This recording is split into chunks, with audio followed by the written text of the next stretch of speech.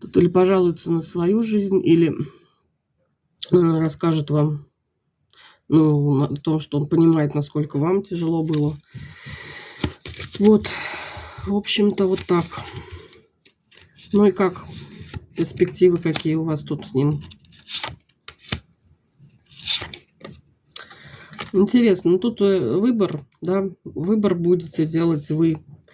Вообще большая вероятность, что эта пара восстановит свои отношения. Шестерка жезлов, тут победа и туз кубков. Тут возобновление. Император может вернуть свой трон. Тут вот для тех, кто еще способен, ну, как бы, да, у себя в душе находит этот момент, что я могу простить.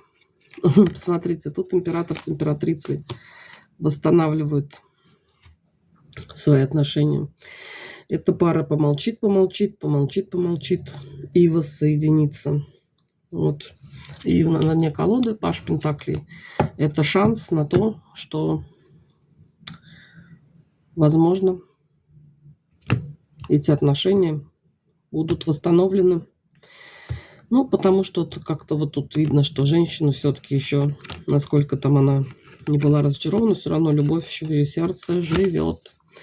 Вот так вот такие вот дела получились в раскладе молчания. Всех благодарю за внимание.